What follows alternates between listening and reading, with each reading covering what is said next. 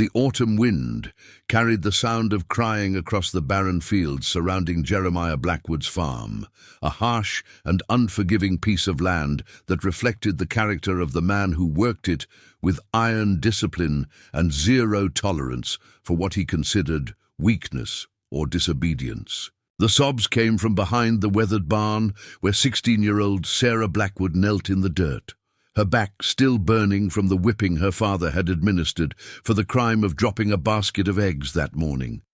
Sarah's thin frame shook not just from pain, but from the accumulated weight of years spent under her father's brutal rule, years of beatings for imagined slights and impossible standards that no human being could meet consistently.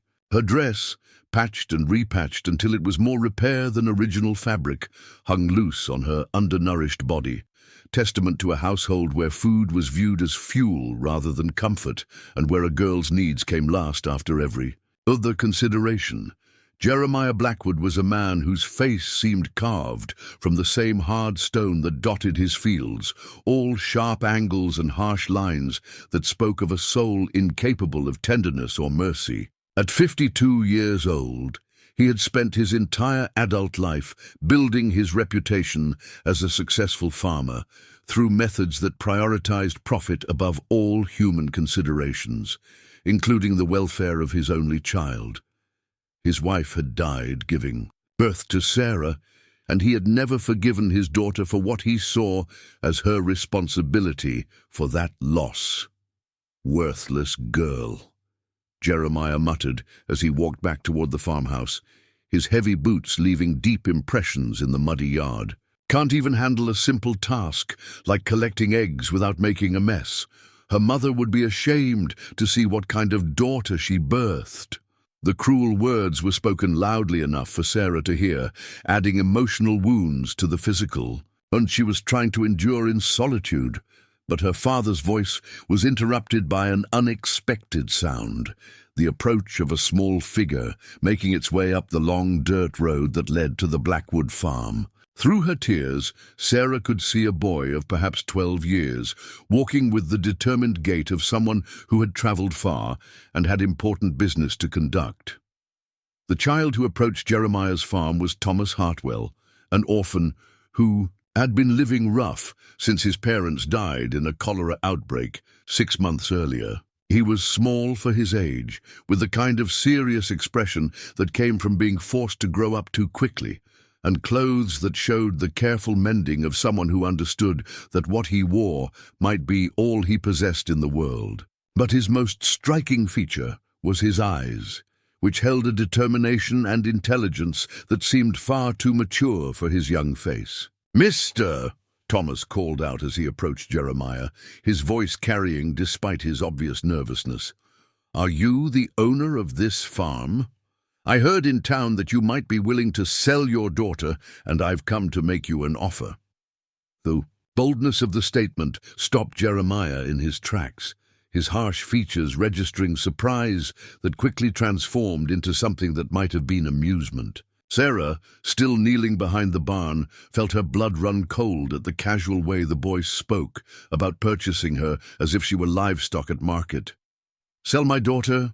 Jeremiah repeated, his voice carrying a mixture of interest and suspicion. "And what would a raggedy little orphan boy want with a girl like Sarah?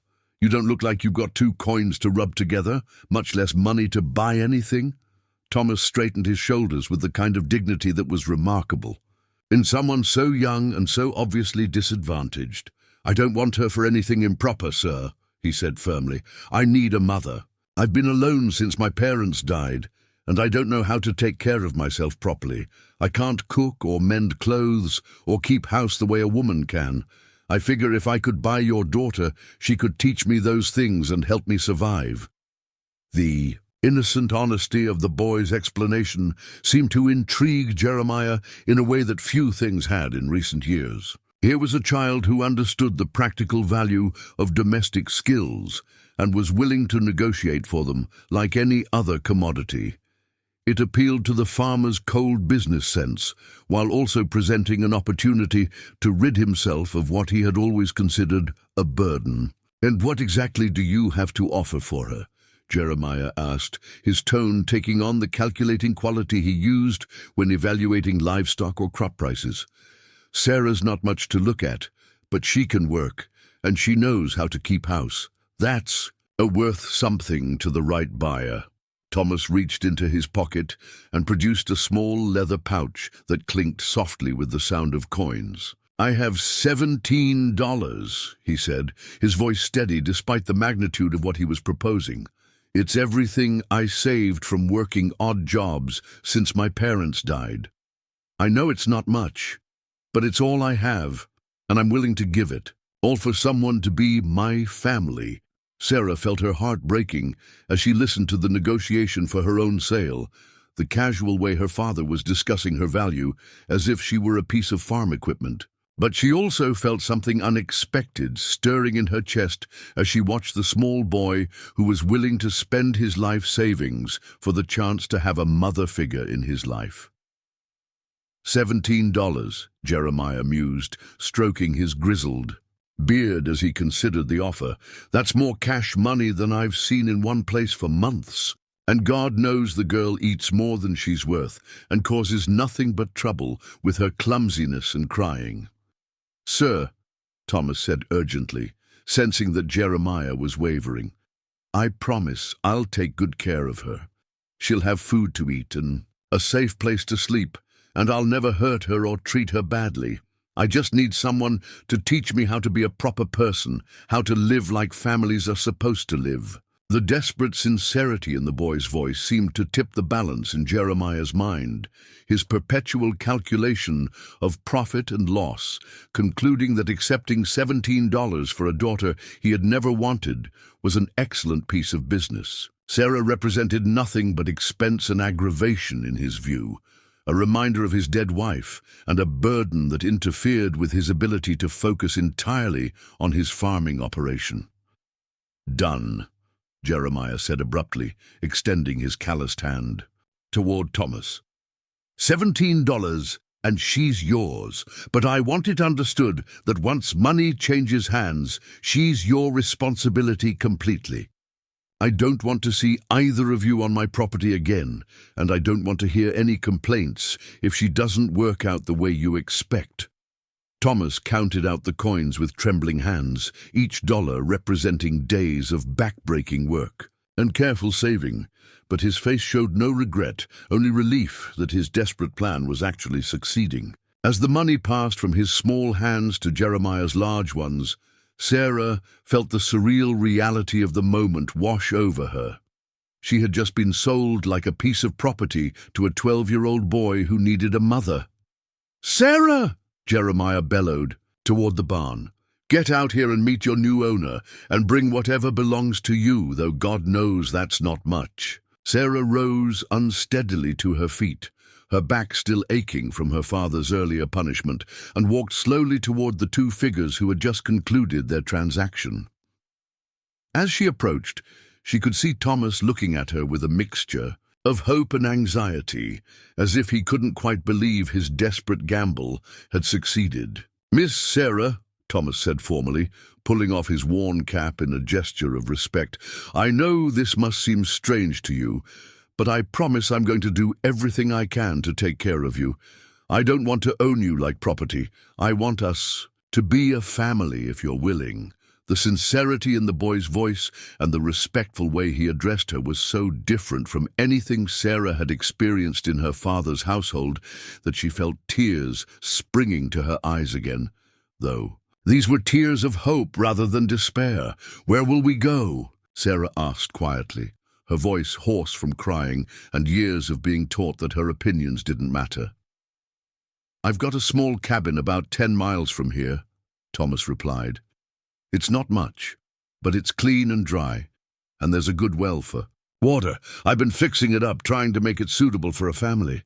I was hoping you could help me make it into a real home." As Sarah gathered her few possessions, a process that took less than 5 minutes since she owned almost nothing beyond the clothes on her back and a few personal items her mother had left her, she found herself looking back at the farm that had been her prison for 16 years, Jeremiah was already walking away, counting his $17 with obvious satisfaction, apparently feeling no need for farewell words with the daughter he had just sold.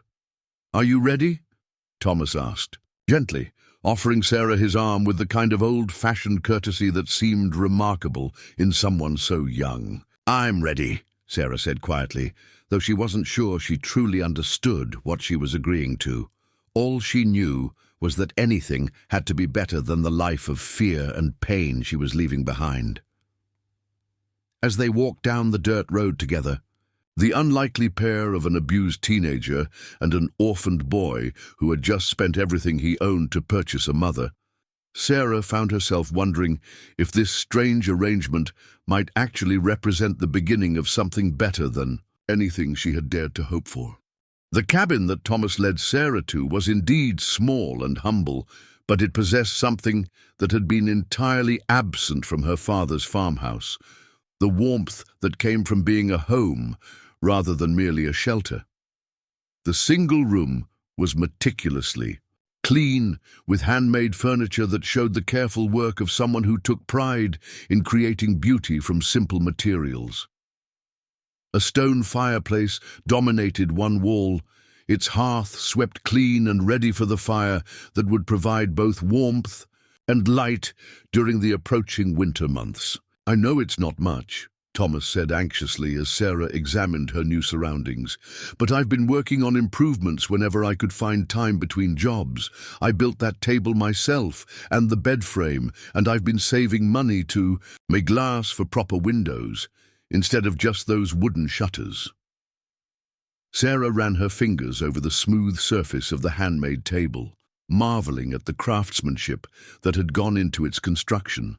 The wood had been carefully sanded and finished, creating a piece of furniture that would have been admired in much wealthier households. It was clear that Thomas possessed skills and attention to detail that went far beyond what she would have expected from a 12-year-old orphan.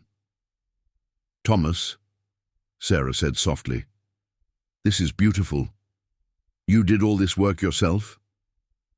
"My father was a carpenter before he died," Thomas replied with quiet pride. "He taught me how to work with wood, how to measure and cut and join pieces together so they'd last. I've been practicing what he showed me, trying to make this place worthy of having a real family live in it." The mention of family brought a complicated mix of emotions to Sarah's heart. She had never experienced what most people would recognize, as family life had never known the security and affection that children took for granted in healthy households. The idea that this young boy saw her as potential family was both touching and terrifying, since she had no idea how to be the mother figure he so desperately needed. "Thomas," Sarah said carefully, "I need you to understand something. I don't know how to be a mother. My own father never showed me any kindness or affection, and I've never had anyone to teach me about caring for a family. I'm afraid I might disappoint you."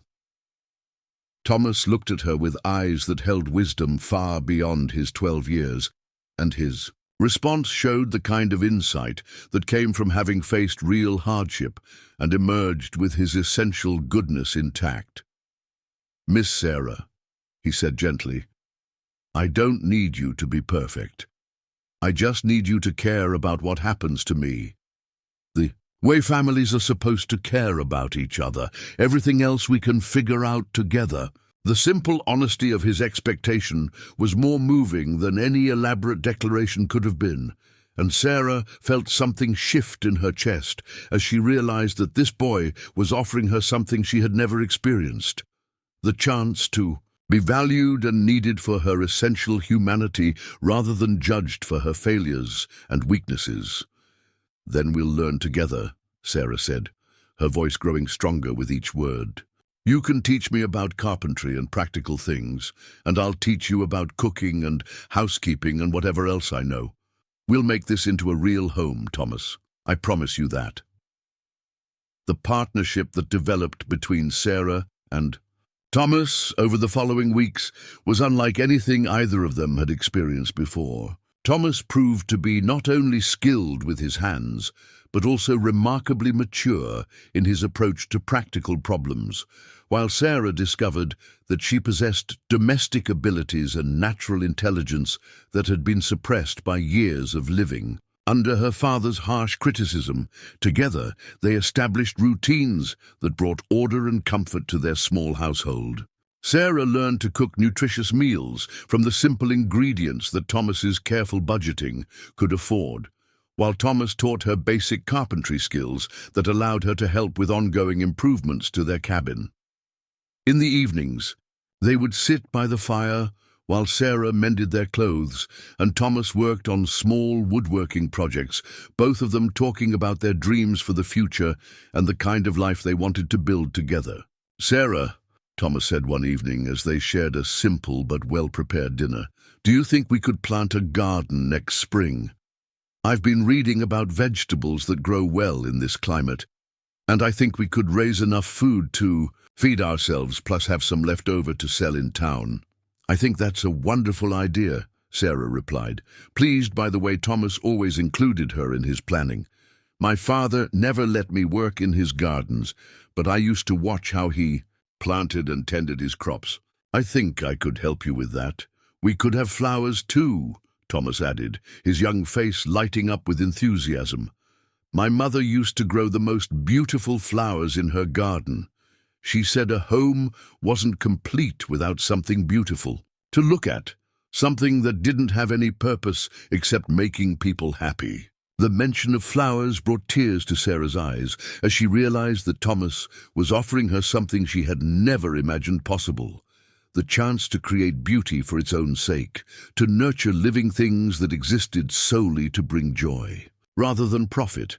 It was a concept so foreign to her experience under Jeremiah's rule that it felt revolutionary, but their peaceful existence was threatened one cold November morning when Jeremiah Blackwood appeared at their door, his hard face twisted with the kind of anger that had terrified Sarah throughout her childhood. Behind him stood Sheriff Morrison, a man whose reputation for fairness was unfortunately overshadowed by his tendency to defer to the wishes of influential landowners like Jeremiah. "There she is," Jeremiah said, pointing an accusing finger at Sarah. "My daughter living in sin with this boy, in direct violation of Christian decency and community standards. I demand you arrest them both, Sheriff, and put a stop to this scandalous arrangement."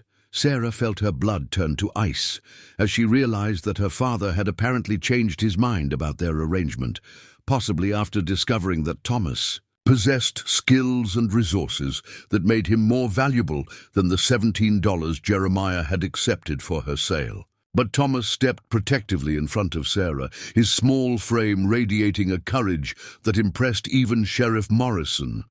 "Sir," Thomas said respectfully but firmly, "there's nothing improper about our arrangement. Miss Sarah and I live as brother and sister, nothing more. I needed someone to help me learn proper housekeeping, and she needed a safe place to live. We're a family, sir, the only family either of us has." "Family?" Jeremiah laughed harshly. "You're an orphan boy living with my daughter without benefit of marriage or proper supervision. The whole thing is indecent, and I want it stopped immediately." Sheriff Morrison looked uncomfortable with the situation, clearly recognizing that Jeremiah's sudden concern for propriety was suspiciously convenient, given his previous willingness to sell his daughter to the highest bidder. "Mr. Blackwood," the sheriff said carefully, "didn't you tell me that you had given the boy permission to take Sarah away? Seems like you can't have it both ways." "I made a mistake," Jeremiah said quickly. "I was thinking of what was best for Sarah's moral development, and I can see now that this arrangement isn't suitable for a young woman of her age. She needs to come home where she can be properly supervised." "No," Sarah said quietly, but with a firmness that surprised everyone present, including herself. "I won't go back. Thomas paid you fairly for my freedom, and I choose to stay here where I'm treated with kindness and respect." The defiance in her voice was something Jeremiah had never heard before, and his face flushed red with the kind of rage that had preceded so many of the beatings Sarah had endured over the years. "You'll do as you're told, girl," he snarled. "You're my daughter, and you'll live where I say you'll live." "Actually," Sheriff Morrison said thoughtfully, "if the boy paid you money and you accepted it, that might constitute a legal contract. Sarah's 16, old enough to make some decisions about her own welfare, and from what I can see, she's being well cared for here." The suggestion that Sarah might have legal rights to determine her own living situation was clearly not what Jeremiah had expected to hear, and his expression showed the frustration of a man accustomed to getting his way through intimidation and bluster. "This is ridiculous," Jeremiah said angrily. "She's my daughter, my responsibility, and I want her returned to my custody immediately." "With respect, sir," Thomas said, his young voice carrying an authority that seemed impossible for someone his age, "Sarah isn't property to be returned. She's a person with the right to choose where she lives and who she lives with. She's chosen to stay here with me as my sister and partner in building a good life." The simple dignity of Thomas's statement seemed to settle the matter in Sheriff Morrison's mind, and he nodded approvingly at the boy's mature approach to a difficult situation. "I think that's the end of it, Mr. Blackwood," the sheriff said firmly. "Your daughter is being well cared for. She's chosen to stay where she is, and there's no evidence of any impropriety. I suggest you let them be." As Jeremiah stalked away in defeated fury, muttering threats and curses under his breath, Sarah felt a weight lift from her shoulders that she had been carrying for her entire life.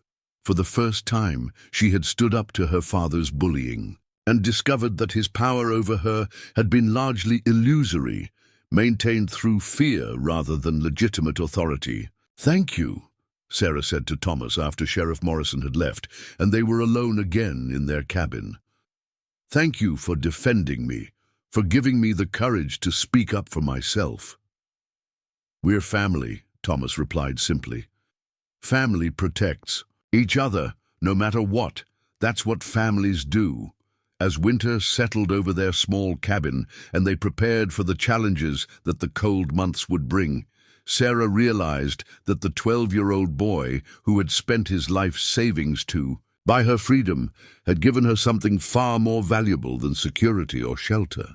He had given her the chance to discover who she could become when treated with kindness and respect, and the opportunity to build the kind of loving family that she had never imagined possible.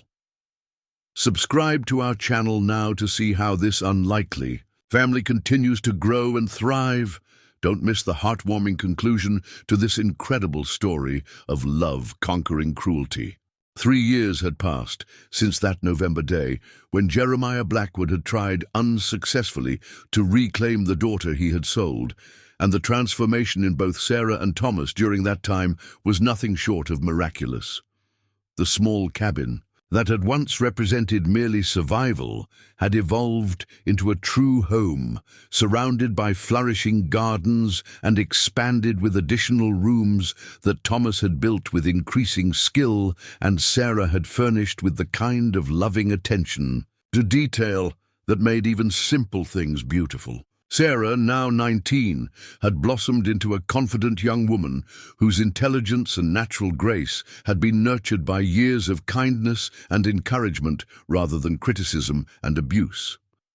The frightened, beaten-down girl who had knelt in the dirt behind her father's barn had been replaced by someone whose strength of character and generous heart had made her beloved throughout the small community that had grown around their homestead. Thomas, now 15, had grown into a young man whose combination of practical skills and moral character had earned respect from adults twice his age.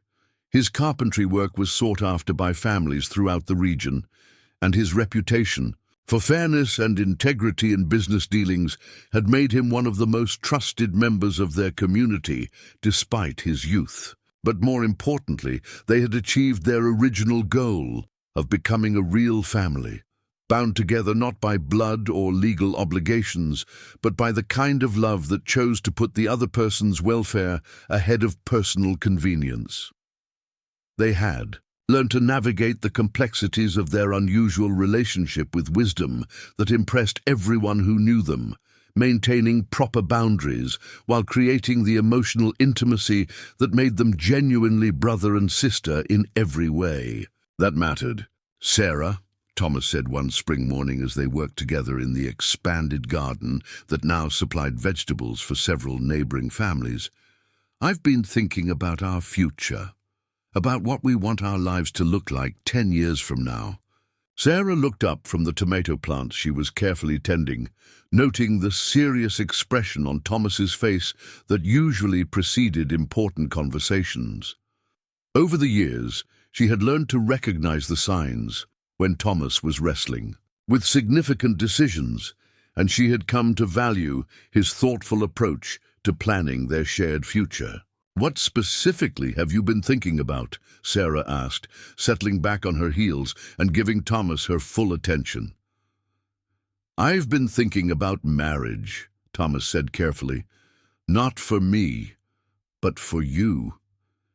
You're 19 years old, Sarah, and you're beautiful and intelligent and kind. There are men in this community who would consider themselves fortunate to have you as a wife, and you deserve the chance to have a husband and children of your own."